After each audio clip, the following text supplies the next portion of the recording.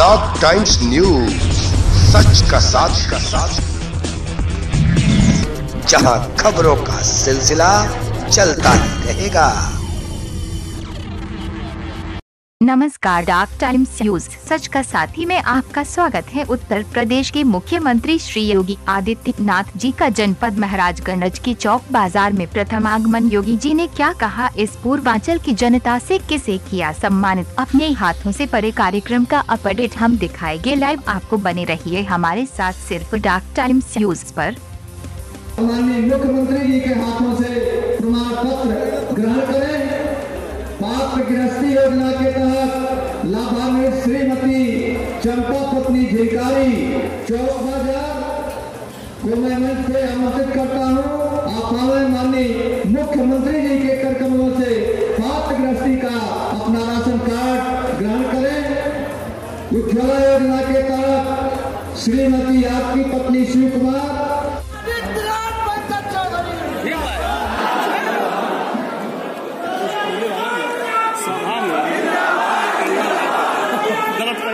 इस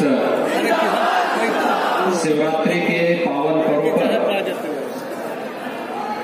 चौक बाजार में विभिन्न योजनाओं के लोकार्पण और शिलान्यास कार्यक्रम में उपस्थित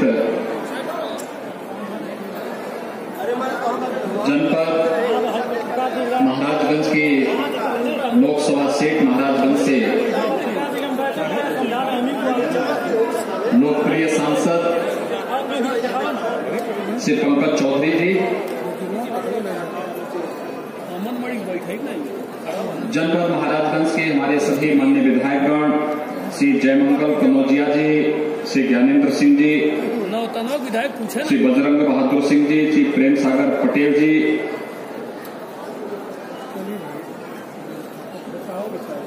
श्री त्रिपाठी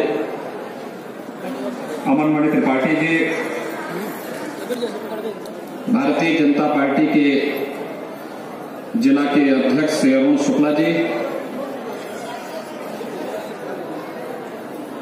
जिला पंचायत अध्यक्ष प्रभुदयाल चौहान जी,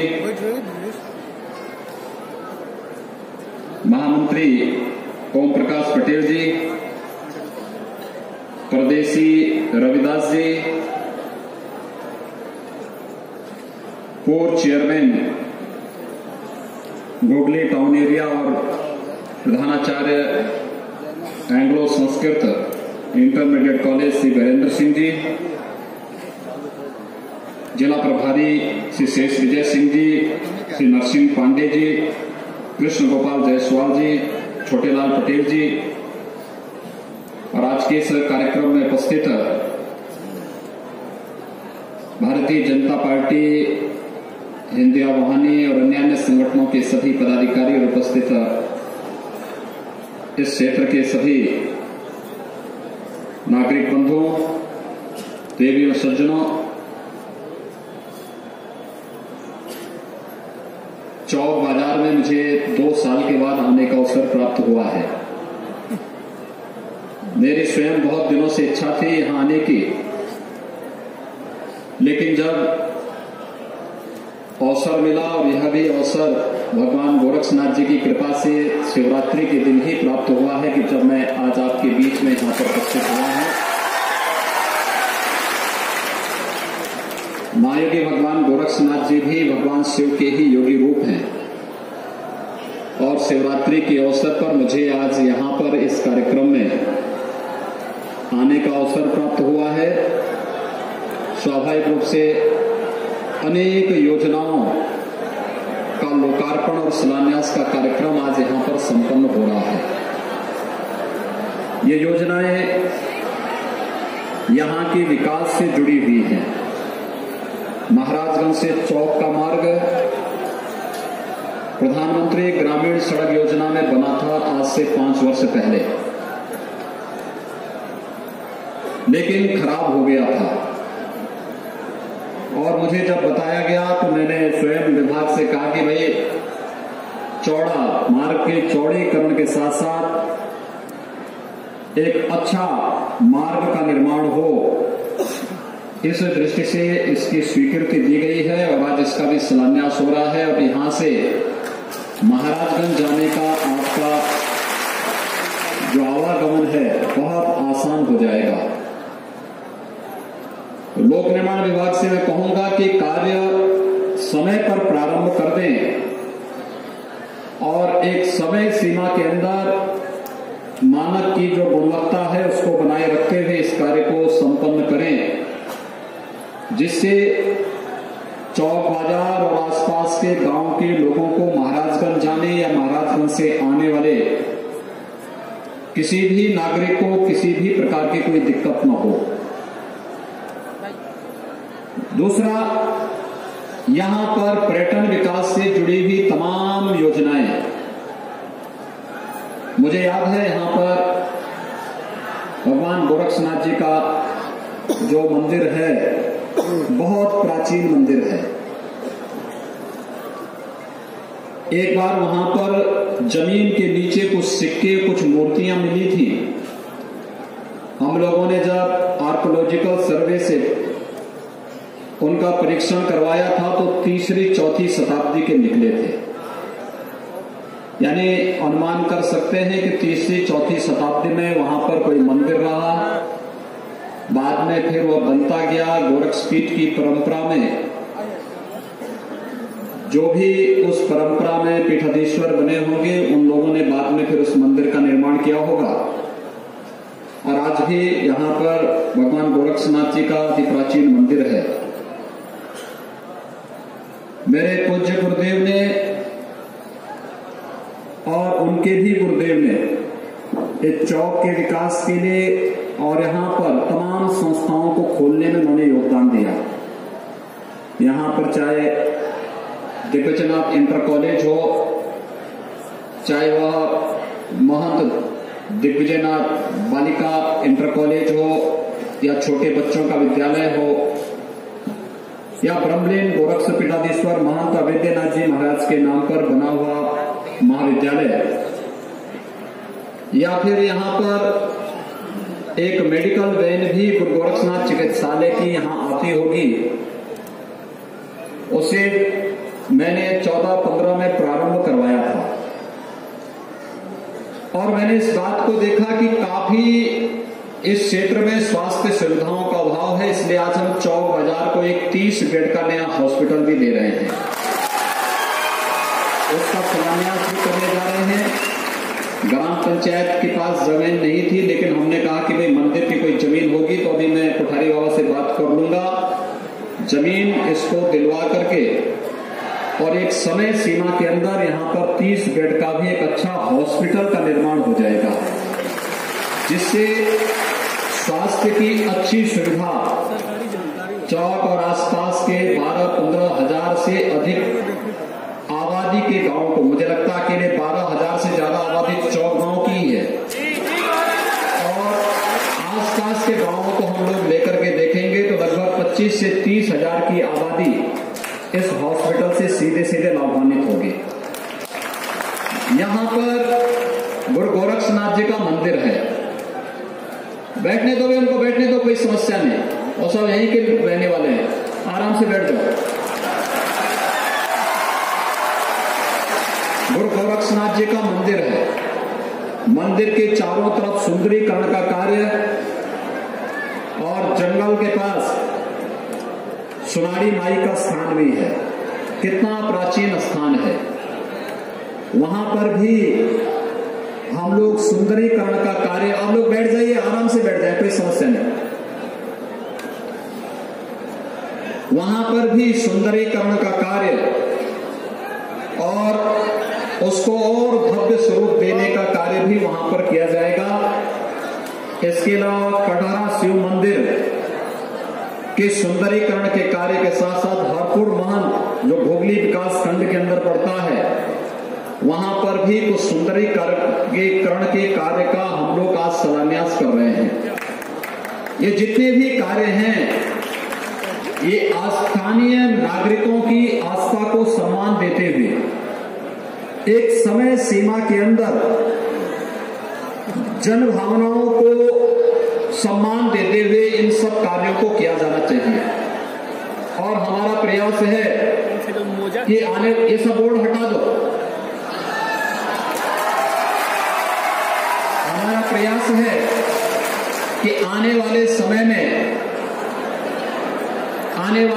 में हम लोग यहाँ महाराजगंज की पहचान बन चुके लेहड़ा देवी के मंदिर के सुंदरीकरण के कार्य को भी आगे बढ़ाएंगे। आप सब जानते हैं लेहड़ा देवी महाराजगंज में जो देवी के जो प्रमुख स्थान है उसमें लेहड़ा देवी का मंदिर बहुत प्रमुख स्थान है, बड़ी मान्यता है। तो लेहड़ा देवी के मंदिर के सुंदरीकरण के कार्य का प्रस्ताव भी हम लोगों ने लिया है। इटहिया शिव मंदिर से जुड़े हुए सारे विवादों को जिला प्रशासन समयबद्ध ढंग से समाप्त करवा करके उसके सुंदरीकरण का भी प्रस्ताव दें और भोगली विकास खंड में ही बैकुंठी धाम के विकास की भी एक कार्य योजना वहां की बन जाए, जिससे विकास की इन योजनाओं को तेजी के साथ आगे बढ़ाया जा सकता है।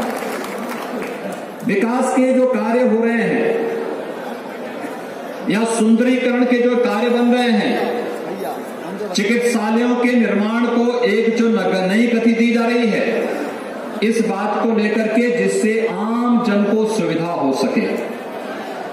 आम जन की सुविधा के लिए आप सब अनुमान कर रहे होंगे कि आज भारतीय जनता पार्टी की सरकार प्रदेश के अंदर कार्य कर रही है और केंद्र के अंदर कार्य कर रही है। 2014 के पहले केंद्र में कांग्रेस नेतृत्व की सरकार थी और मार्च 2017 के पहले प्रदेश में पहले समाजवादी पार्टी, उससे पहले बहुजन समाजवादी पार्टी, उससे पहले समाजवादी पार्टी की सरकारें थी। सरकारें वही हैं,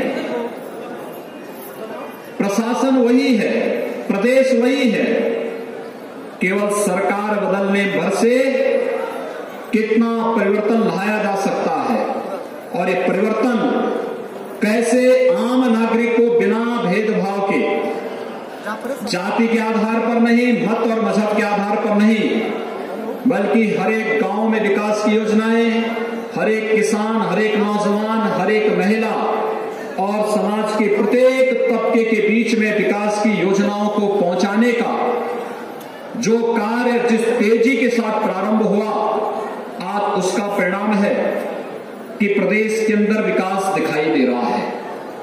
आज मैं भले ही चौक में मैं देर में आया हूं, लेकिन महाराजगंज का मेरा तीसरा या चौथा दौरा होगा, क्योंकि यहां पर बाढ़ के समय भी मैं आया था, उससे पहले समीक्षा बैठक के लिए भी आया था, दो अन्य कार्यक्रमों में भी मैं आया था। यानी मेरा ये मान करके चलिए कि 5वां या 6वां कार्यक्रम मेरा आपके इस जनपद का है, लेकिन चौक का चाहते हुए भी मैं कार्यक्रम नहीं बना पाया। हमारे विधायक जी, सांसद जी बराबर कहते थे कि चौक में लोग याद करते हैं और बीच में यहां पर आप लोगों ने यज्ञ का आयोजन भी किया था। उस समय भी आपके विधायक जी द्वारा बार बार कहा जा रहा था, लेकिन प्रदेश के अंदर शासन की योजनाओं को पहुंचाने के लिए जो कार्यक्रम लगे थे, उन कार्यक्रमों के कारण हम लोग चाहते हुए भी नहीं आ पा रहे थे। लेकिन आज शिवरात्रि का अवसर मुझे अच्छा मिला कि सभी लोग जब छुट्टी पे होंगे तब मैं चौक का दौरा करूंगा तो अच्छा रहेगा। और चौक में शिवरात्रि के अवसर पर इन विकास योजनाओं की हम लोग नींव रखेंगे तो तेजी के साथ विकास की योजनाएं आगे बढ़ती हुई दिखाई देंगी। और आज उसी का परिणाम है कि सारे कार्यक्रमों को छोड़ करके प्रातः मंदिर में दर्शन करने के बाद मैंने आपके यहाँ का कार्यक्रम बनाया है। और आज इतनी योजनाएं, मुझे लगता है कि चौक बाजार से ही जुड़ी हुई तमाम योजनाएं हैं और विकास का एक आदर्श मुझे लगता है कि आने वाले समय में चौक बाजार का एक गांव, आसपास का क्षेत्र दिखाई देगा, यह मैं विश्वास के साथ कह सकता हूं। यहां पर अभी आपके सांसद जी कह रहे थे कि 96,000 किसानों को प्रधानमंत्री किसान सम्मान निधि की योजना का लाभ मिला है, जिसमें हर एक लघु और सीमांत किसान को वर्ष में 6,000 रुपए 3 किस्तों में उसके खाते में स्वतः ही जाता हुआ दिखाई देगा। आप अनुमान करिए, एक किसान जिसको खेती बाड़ी के लिए खाद हो, बीज हो, दवा हो, इसके लिए जूझना पड़ता था। उस किसान के लिए 2000 रुपये हर चौथे महीने में मिलना और साल में कुल 6000 रुपये की किस्त उस किसान के जीवन में, उसके चेहरे पर खुशहाली लाने के लिए एक अवसर इस देश के यशस्वी प्रधानमंत्री श्री नरेंद्र मोदी जी ने दिया है। और इसलिए पूरे देश के किसानों को किसान हितैषी इस प्रकार के कार्यक्रमों के लिए प्रधानमंत्री मोदी जी का अभिनंदन करना चाहिए, उनका स्वागत करना चाहिए। इसी प्रकार से गरीबों को बेहतर स्वास्थ्य सुविधा उपलब्ध हो, एक कौड़ी थी। और समस्याएं तब पैदा होती थी जब कोई गरीब इन योजनाओं, उसके पास अगर परिवार का कोई सदस्य बीमार होता था तो उसे उसके उपचार करने के लिए, अगर गंभीर बीमारी हो गई, कोई ऑपरेशन करना हो, 25,000 30,000 रुपया किसी एक बीमारी में लगना है, कोई पता नहीं कि दवा में कितना खर्च होगा, वो बेचारा अपने घर के रखे हुए जेवर को या तो गिरवी रखता था या बेचता था, या अपने खेत को, जो छोटा सा खेत का टुकड़ा उसके पास होता था, उसको गिरवी रखना पड़ता था। और आज प्रधानमंत्री मोदी जी ने आयुष्मान भारत के नाम पर हर गरीब को 5 लाख रुपए की स्वास्थ्य बीमा का कवर दिया है। 1 वर्ष में हर गरीब परिवार 5 लाख रुपए तक का स्वास्थ्य का उपचार करा सकता है। और जो लोग बचे हुए थे उन्हें हमने उत्तर प्रदेश की सरकार के अपने बजट से हमने उनको भी पूरा कर दिया है। और मैं कह सकता हूं कि गरीबी रेखा के नीचे जीवन यापन करने वाला कोई भी परिवार उत्तर प्रदेश में स्वास्थ्य सुविधा के अभाव में वंचित नहीं हो सकता। हम उसको हर प्रकार की स्वास्थ्य सुविधा, 5 लाख रुपए तक की स्वास्थ्य सुविधा उसको निःशुल्क उपलब्ध कराने का कार्य करेंगे। यह कार्य पिछली सरकारें भी कर सकती थी, लेकिन इच्छा शक्ति का अभाव, वे लोग करना नहीं चाहते थे, जाति के आधार पर बांटना चाहते थे, क्षेत्र और भाषा के आधार पर बांटना चाहते थे, समाज को सामाजिक विद्वेष के आधार पर बांट करके सामाजिक ताने बाने को छिन्न भिन्न करना चाहते थे। लेकिन गरीबों को न्याय मिले, हर गरीब को आवास की सुविधा मिले। आपका यही महाराजगंज जनपद है, बनटांगिया गांव, 18 गांव आपके इस जनपद में थे। इन 18 गांव के, बनटांगिया गांव के लोगों को आजादी के बाद से कोई सुविधा नहीं मिली थी, कोई सुविधा नहीं मिली थी, न राशन कार्ड मिला था, न किसी प्रकार का। जब मेरी एक विधानसभा श्यामदेरवा में पड़ती थी तो 2 गांव तब श्यामदेरवा में भी पड़ते थे। और मैं देखता था कि वहां पर अगर कभी हम विकास का कोई कार्य कराना चाहते थे तो वन्य अधिनियम के अंतर्गत वहां पर न पुल बनने दिया जाता था, न सड़क बनने दी जाती थी। किसी भी गरीब के पास अपना पक्का मकान नहीं था, वहां बिजली नहीं जा सकती थी, उनको राशन कार्ड नहीं मिल सकता था, उनको कोई भी पावर, कोई भी अधिकार नहीं, उनके बच्चों के पढ़ाई की व्यवस्था नहीं थी। लेकिन आज हमने उन सभी गांवों को राजस्व गांव के रूप में मान्यता दे दी है और उन सभी परिवारों को राशन कार्ड की सुविधा दे दी है, पेंशन की सुविधा दे दी है। उन सभी परिवारों को, वृद्धाओं को वृद्धा पेंशन, दिव्यांगों को दिव्यांग पेंशन, विधवाओं को विधवा पेंशन की सुविधा जहां उपलब्ध कराई है, वहीं हर परिवार के पास राशन कार्ड और प्रत्येक परिवार को हम बिजली का कनेक्शन भी निःशुल्क दे रहे हैं। और साथ साथ जिनके पास मकान नहीं थे उन लोगों को एक एक आवास भी मुख्यमंत्री आवास योजना में उपलब्ध कराने का कार्य किया जा रहा है। मुसहर जाति भी आपके जनपद में काफी बड़ी है, सबसे बदहाल है। जिस जमीन पर उनकी झोपड़ी है उसका भी पट्टा उनके नाम पर नहीं। और हम लोगों ने प्रशासन को स्पष्ट कहा है कि एंटी भूमाफिया टास्क फोर्स में बड़े बड़े भूमाफियाओं ने राजनीतिक संरक्षण में जो सरकारी जमीनों पर कब्जा किया है, उन सभी भूमाफियाओं से कब्जा हटा करके इन गरीबों में बांटने का कार्य किया जाना चाहिए, जिन गरीबों के पास जमीन का अपना टुकड़ा नहीं है, जिनके पास अपनी झोपड़ी और अपना मकान बनाने के लिए जमीन का टुकड़ा नहीं है। और मुसहर जाति के लोगों के लिए भी 100% आवास हम उपलब्ध कराएंगे प्रधानमंत्री आवास योजना में, और जो लोग बच जाएंगे उन्हें मुख्यमंत्री आवास योजना में हम आवास उपलब्ध कराने का कार्य कर रहे हैं। आपने देखा होगा ये आवास पहले भी बन सकते थे, लेकिन इच्छा शक्ति का अभाव था, लोग बनाना नहीं चाहते थे, गरीबों को केवल नारों तक सीमित रखना चाहते थे, वोट बैंक तक सीमित रखना चाहते थे। हर गरीब के घर में एक एक शौचालय बने। ये शौचालय महाराजगंज, कुशीनगर जैसे जनपदों के लिए इसलिए भी महत्वपूर्ण है। इंसेफ्लाइटिस 9 की जो बीमारी है, इस बीमारी से जो मासूम बच्चे मरते हैं, उन बच्चों को बचाया जा सके, इस दृष्टि से जहां हमने टीकाकरण का अभियान प्रारंभ किया है। टीकाकरण ये कार्यक्रम 25 फरवरी से प्रारंभ हो चुका होगा। क्या ये महाराजगंज में टीकाकरण का कार्यक्रम नहीं चल रहा है? ये टीकाकरण इंसेफ्लाइटिस के टीकाकरण का है।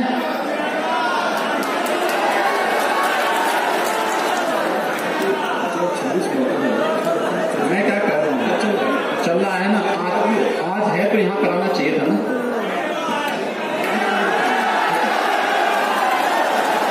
टीकाकरण, ये इंसेफ्लाइटिस का टीकाकरण इसलिए कराया जा रहा है जिससे हम इस बीमारी से होने वाली मौतों को रोक सके, और हर उस बच्चे को जो 1 वर्ष से लेके 15 वर्ष तक का है, हर एक बच्चे को टीका अगर विगत वर्ष नहीं लगा है, इस वर्ष जरूर लगाइए।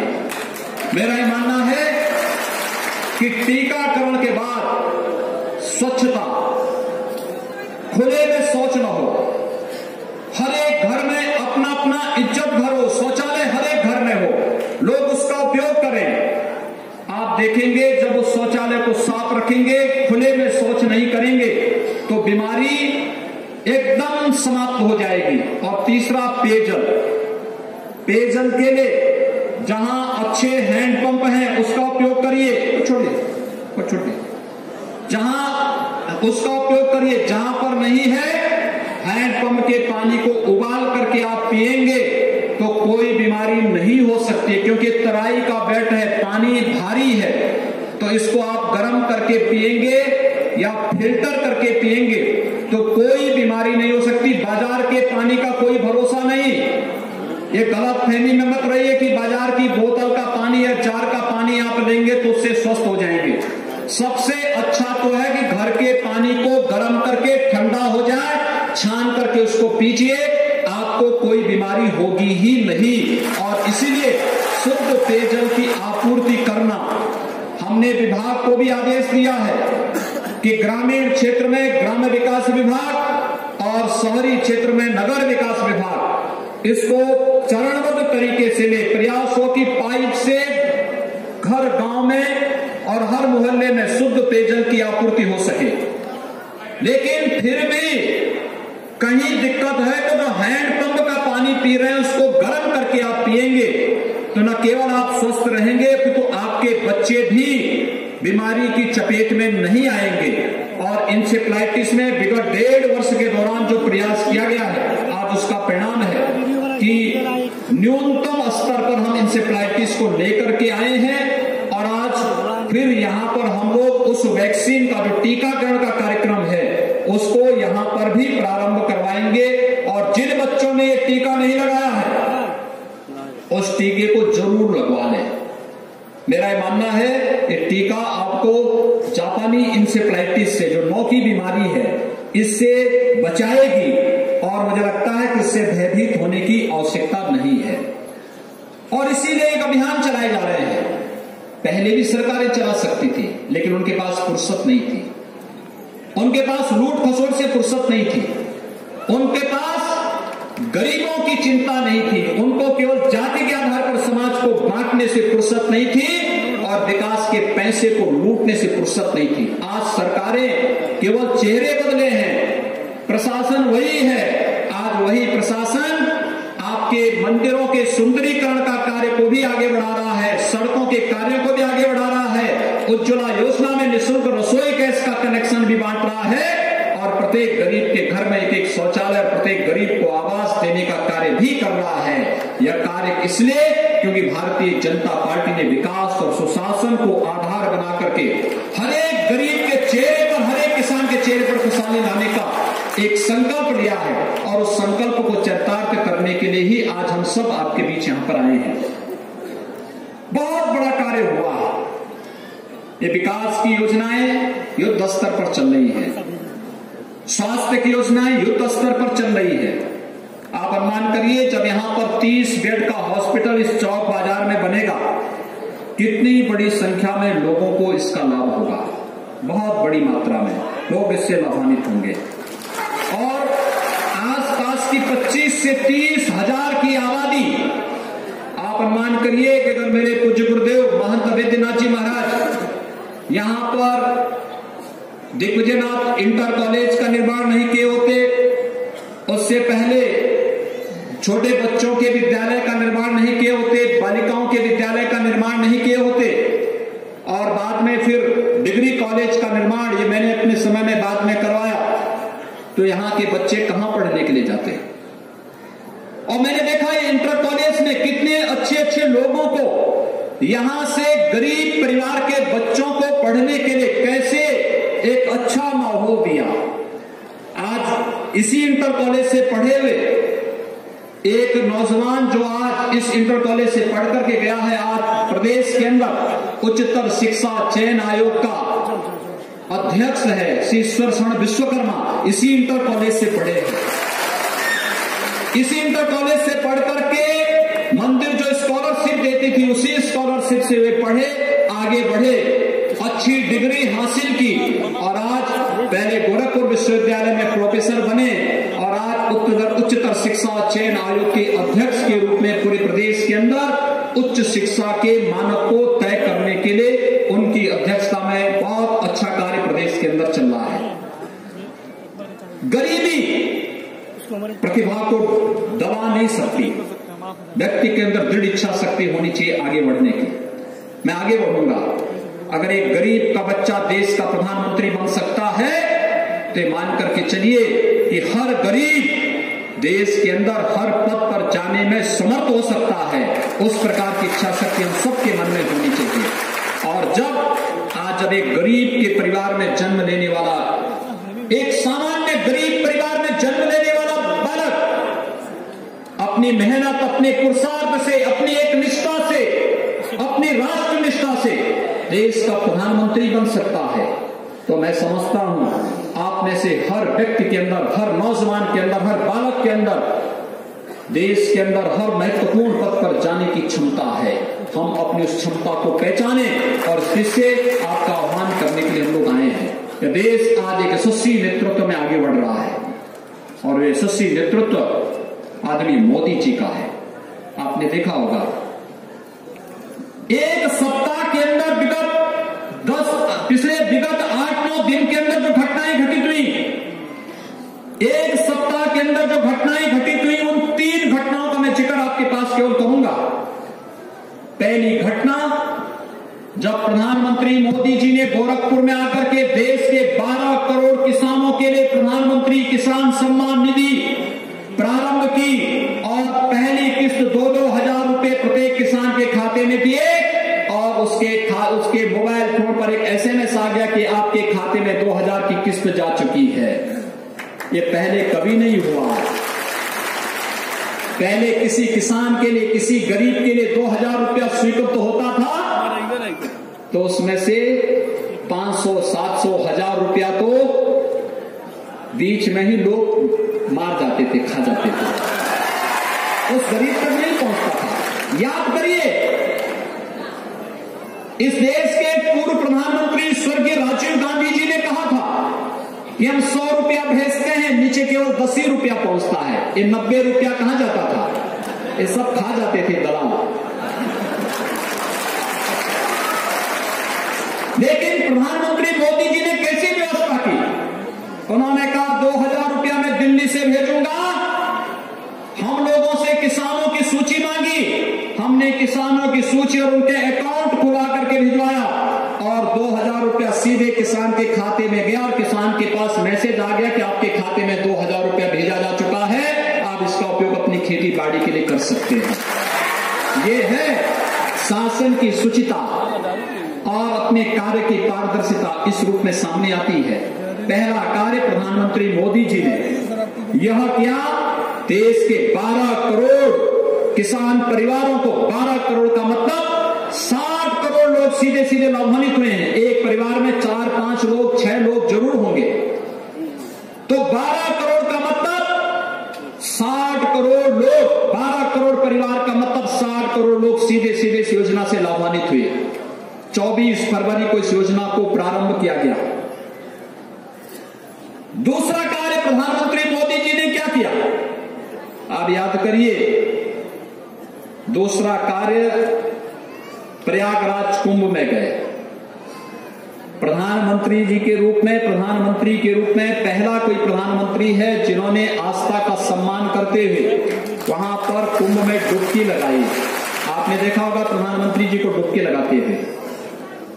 वहां पर संगम में उन्होंने स्नान किया, आपकी आस्था का सम्मान किया और फिर वह क्षण आपने याद किया होगा, देखा होगा कि कैसे देश के प्रधानमंत्री सफाई कर्मियों के पैर धो रहे हैं।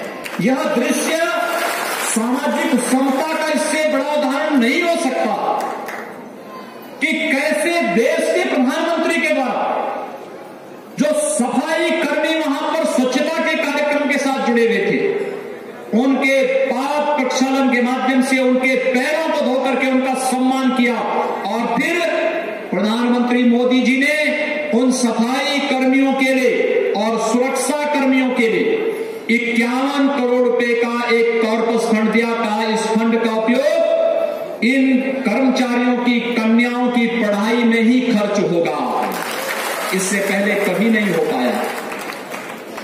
पैसा भी दे रहे हैं, उनको सम्मान भी दे रहे हैं और साथ साथ आप सबकी आस्था का सम्मान करके संगम में डुबकी भी लगा रहे हैं।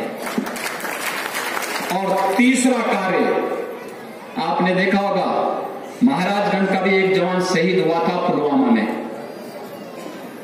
प्रधानमंत्री मोदी जी ने 15 फरवरी को कहा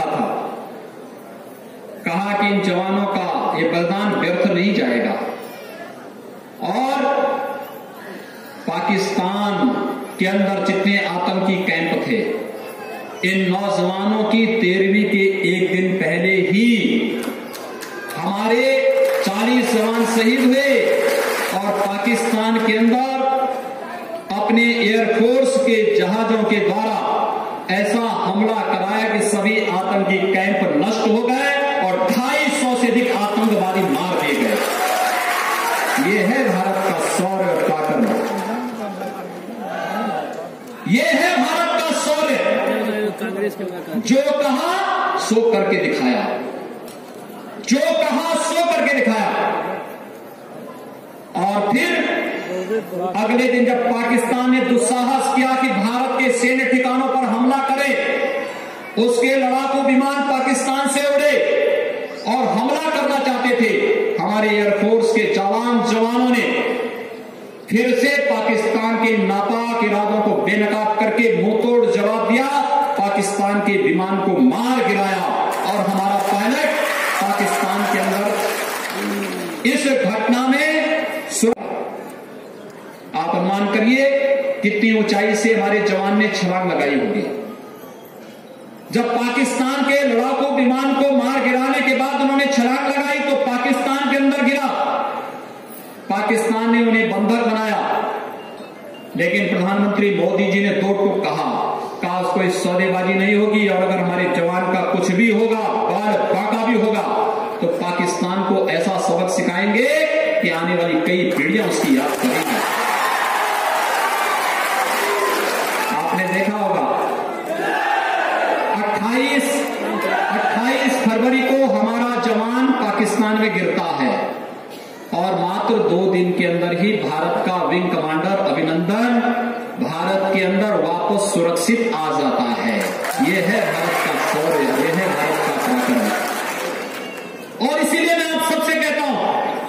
ये सब कार्य आज देश के अंदर हो पा रहे हैं। पूरी दुनिया के अंदर आपका सम्मान बढ़ा है कि भारत भी हर नामुमकिन को मुमकिन कर सकता है।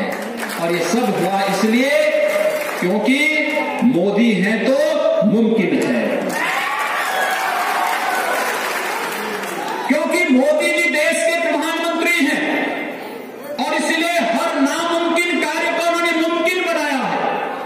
गरीबों को आवास देने का हो, गरीबों को शौचालय देने का हो, गरीबों को रसोई गैस का कनेक्शन देने का हो, गरीबों को सौभाग्य योजना के अंदर रसोई गैस विद्युत कनेक्शन देने का हो, या फिर विकास की योजनाओं को तेजी के साथ आगे बढ़ाने का, ये कार्य इसलिए संभव हो पा रहे हैं क्योंकि प्रधानमंत्री मोदी जी हैं। एक गरीब की आवाज इसलिए सुनी जा रही है क्योंकि प्रधानमंत्री मोदी जी हैं। और जब भी हम लोगों ने प्रदेश के विकास के लिए कोई भी बात कही, तत्काल उतना पैसा मोदी जी की ओर से प्रदेश को प्राप्त हुआ और इसीलिए तो हमने सब कार्य करता रहे हैं। ये सुंदरीकरण का कार्य, सड़कों का कार्य, बिजली का कार्य, चिकित्सालय का कार्य, ये टीकाकरण का कार्य, ये सारे के सारे कार्य इसी आधार पर आगे बढ़ाए जा रहे हैं। और इसलिए मैं आप सबसे कहूंगा, हम सबका संकल्प होना चाहिए एक ऐसा प्रधानमंत्री जो गरीबों की, किसानों की, नौजवानों की, महिलाओं की, सबके सम्मान और सबकी इज्जत की रक्षा भी कर रहा है और भारत की सुरक्षा भी कर रहा है। और प्रधानमंत्री नरेंद्र मोदी हैं और नरेंद्र मोदी के नेतृत्व पर इस देश को गौरव की अनुभूति होनी चाहिए। और इसलिए मैं आप सबसे कहूंगा कि हम सब प्रधानमंत्री मोदी जी के नेतृत्व में भारत को दुनिया की एक महाशक्ति के रूप में स्थापित करेंगे। और उस महाशक्ति के रूप में स्थापित करने के लिए मैं प्रशासन से कहूंगा कि जितने भी महाराजगंज जनपद में गरीबी रेखा के नीचे जीवन यापन करने वाले परिवार हैं, उन सभी परिवारों को राशन कार्ड जरूर मिल जाना चाहिए। राशन कार्ड से कोई परिवार वंचित नहीं रहना चाहिए। हर जरूरतमंद को राशन कार्ड, जितने भी वृद्धजन हैं जो पात्रता की श्रेणी में आते हैं, उन सभी वृद्धजनों को भी पेंशन की सुविधा का लाभ मिलना चाहिए। पेंशन के लिए हम लोगों ने पहले भी कहा, जितना पेंशन स्वीकृत होगा सबको हम पैसा देंगे। जितने भी निराश्रित महिलाएं हैं, विधवा महिलाएं, उन सबको पेंशन बढ़ा करके, कैंप लगा करके उनको प्राथमिकता के आधार पर उनको पेंशन दे दिया जाए। और जितने भी दिव्यांग जन होंगे, पात्रता की श्रेणी में आते हैं, उन सबको भी पेंशन की सुविधा तत्काल उपलब्ध करा दी जाए। हमने दिव्यांग पेंशन की राशि भी बढ़ाई है, हमने वृद्धावस्था पेंशन की राशि भी बढ़ा दी है। और साथ ही साथ मैं ये भी कहूंगा, मुसहर जाति हो या फिर वनटांगिया, इन सबको प्राथमिकता के आधार पर आवास, विद्युत कनेक्शन, रसोई गैस का कनेक्शन, राशन कार्ड की सुविधा और भी अन्य जितनी सुविधाएं हो सकती हैं, इन सभी सुविधाओं को इन लोगों को उपलब्ध कराने का कार्य होना चाहिए। ये कार्य बिना रंग पेट के होना चाहिए। और याद रखना कि गरीब के पास शासन की योजनाएं बिना भेदभाव के पहुंचनी चाहिए। कोई भेदभाव नहीं। हमारी सरकार में, प्रदेश में हो या केंद्र में मोदी जी के नेतृत्व की सरकार, हम खांचों में बांट करके जनता को नहीं देख सकते।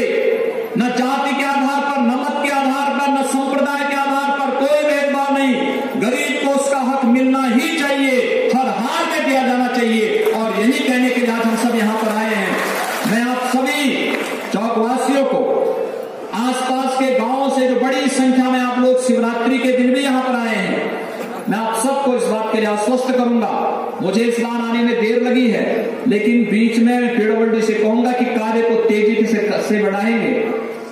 यहाँ पर जो हॉस्पिटल का कार्य हो रहा है, मैं आज ही इनको जमीन भी उपलब्ध करा दे रहा हूँ और उस कार्य को भी तेजी के साथ आगे बढ़ा देंगे, जिससे आने वाले 1 वर्ष के अंदर फिर इन दोनों कार्यों के अलावा ये सुंदरीकरण का कार्य जितने भी हो रहे हैं, इन सभी सुंदरीकरण के कार्यों को भी आगे बढ़ाने के लिए और विकास की अन्य योजनाओं को आगे बढ़ाने के लिए हम लोग फिर यहाँ पर आकर के यहाँ के लोगों को नई सौगातें दे सके। आज इस अवसर पर एक बार फिर मैं कहूंगा कि हम लोगों ने गरीब कन्याओं की शादी के लिए मुख्यमंत्री सामूहिक विवाह की योजना प्रारंभ की है और इसमें बालक यानी वर और वधू दोनों बालिग होने चाहिए। इन दोनों के बालिग होने के साथ हमने गरीब कन्याओं की शादी के लिए 51,000 रुपए राशि की है। पहले 35,000 की थी, इस राशि को बढ़ाकर के 51,000 कर दी है। और मेरा अपने जनप्रतिनिधियों से आग्रह होगा कि अभियान चला करके विकासखंड स्तर पर, न्याय पंचायत स्तर पर, ग्राम पंचायत स्तर पर, जिले स्तर पर ऐसे कार्यक्रम युद्ध स्तर पर किए जाने चाहिए जिससे हर गरीब को इन योजनाओं का लाभ मिल सके। और मुझे लगता है कि इन गरीबों को योजनाओं का लाभ प्रदान करना हम सब के लिए राम राज्य की अवधारणा को चरितार्थ करने जैसा है। राम राज्य की अवधारणा जहां कोई भेदभाव किसी के साथ न हो, अमीर गरीब के नाम पर किसी जाति मत या मजहब के आधार पर कोई भेदभाव न हो, हर एक गरीब को उसका अधिकार मिल सके, उसका हक मिल सके और सरकार को इसी पारदर्शी तरीके के साथ कार्य करना होगा। इस विश्वास के साथ एक बार पुनः यहां पर मैं पीडब्ल्यूडी के हमारे मुख्य अभियंता रंग अधिकारीगण होंगे, उनसे भी कहूंगा कि सिंदूरिया से निसलौल के बीच जो मार्ग बचा है इसको भी तत्काल ठीक करवाने की व्यवस्था करें। मैंने पहले भी कहा था कि हमारे बॉर्डर से जुड़े हुए जितने भी मार्ग हैं ये अच्छे होने चाहिए। ये हमारी पहचान दिखाते हैं, उत्तर प्रदेश और देश की पहचान। अगर किसी देश के साथ है, नेपाल हमारा मित्र राष्ट्र है और नेपाल से और भारत के साथ आवागमन बहुत अच्छा होना चाहिए, बहुत अच्छा होना चाहिए, आवागमन अच्छा दिखना चाहिए। एक कार्य हम करें। दूसरा कार्य हम ये भी करें कि इन सड़कों को अच्छा बनाने के साथ साथ सीमावर्ती क्षेत्रों में रहने वाले नागरिकों को किसी प्रकार की कोई दिक्कत न हो, ये हमें देखना होगा। लेकिन अगर कोई तस्कर, कोई माफिया, कोई आपराधिक और कोई समाज विरोधी, राष्ट्र विरोधी तत्व सक्रिय हो रहा हो तो सख्ती के साथ ऐसे तत्वों से निपटने की भी आवश्यकता, बहुत सख्ती के साथ ऐसे तत्वों से निपटने की आवश्यकता है। हम देश की सुरक्षा के साथ खिलवाड़ करने की छूट किसी को नहीं दे सकते, अपने नागरिकों की सुरक्षा के साथ खिलवाड़ करने की छूट किसी को नहीं दे सकते। और इसलिए सीमावर्ती क्षेत्रों में विशेष ध्यान इन बातों को रख करके किए जाने की आवश्यकता है। आज यहां पर जब हम लोग आए हैं, एक अंतिम बात मैं प्रशासन से कहूंगा और वह कि जितने भी निराश्रित गोवंश हैं, आवारा गोवंश हैं, इन सबको कांजी हाउस या गौ सदन तक पहुंचाने की व्यवस्था प्राथमिकता के आधार पर कर लें। मैंने बार बार कहा है कि निराश्रित और आवारा गोवंश सड़क पर या किसान के खेत में चरते हुए नहीं दिखने चाहिए। इनको गौशाला में रखिए, पिंजरा पोल में रखिए, कांजी हाउस में रखिए और इनके खाने की व्यवस्था, प्रॉपर व्यवस्था, केयर टेकर की व्यवस्था करें, इनकी व्यवस्था वहां पर कर सकें। इस विश्वास के साथ आज हम सब यहाँ पर आपके पास आए हैं और मेरा विश्वास है कि जैसे यहाँ पर 96,000 किसान लाभान्वित हो रहा है प्रधानमंत्री किसान सम्मान निधि से, इससे पहले 80,000 किसानों को हम लोगों ने यहां पर उनका ऋण माफ किया था। ये सब किसानों को इस बारे में देखना होगा। अभी गेहूं की फसल का क्रय 1 अप्रैल से प्रारंभ होने जा रहा है। इस बार किसानों को हमने 1840 रुपए समर्थन मूल्य और साथ ही साथ 20 रुपए लदाई छनाई के अतिरिक्त हम दे रहे हैं, यानी 1860 रुपए प्रति कुंटल गेहूं का दाम हर एक किसान को देने का कार्य हम करेंगे और प्रशासन इसकी तैयारी अभी से कर ले। युद्ध स्तर पर लग करके हमें इन कार्यक्रमों को आगे बढ़ाना चाहिए। आज के इस अवसर पर एक बार पुनः आप सबको शिवरात्रि की ढेर सारी बधाई मैं दे रहा हूं। आज प्रयागराज कुंभ का अंतिम स्नान भी चल रहा है बहुत भव्यता के साथ। 1 करोड़ से ज्यादा श्रद्धालु वहां पर आया हुआ है। आप अनुमान कर लीजिए, अब तक लगभग 25 करोड़ के आसपास श्रद्धालु प्रयागराज कुंभ में आ चुका है। इतनी बड़ी संख्या में, भारी संख्या में पूरी श्रद्धा रास्ता उमड़ती हुई प्रयागराज के लिए दिखाई दे रही है। मैं इस अवसर पर आप सबको शिवरात्रि की बधाई दे रहा हूं। भगवान गोरक्षनाथ जी से आप सबके मंगलमय भविष्य की कामना करता हूं और विश्वास व्यक्त करता हूं कि देश के अंदर विकास, सुशासन और हर एक व्यक्ति को सुरक्षा प्रदान करने की देश के यशस्वी प्रधानमंत्री आदरणीय मोदी जी की जो तमन्ना है, हम सब मिलकर के उस सपने को साकार करने में मोदी जी का सहयोग करेंगे। आप सबके प्रति मेरी शुभकामनाएं। धन्यवाद। जय हिंद।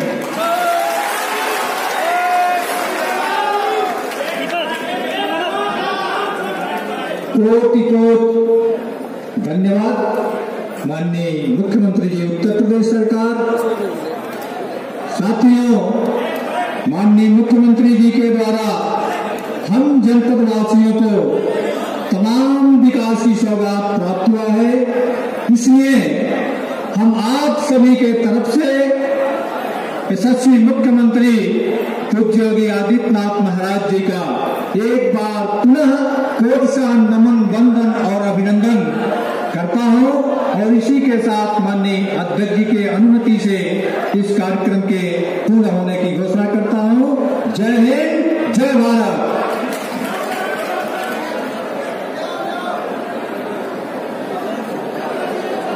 भारत माता की, भारत माता की। पूज्य योगी आदित्यनाथ जी जिंदाबाद, पूज्य योगी आदित्यनाथ जिंदाबाद। डॉग टाइम्स न्यूज, सच का साथ, जहां खबरों का सिलसिला चलता ही रहेगा।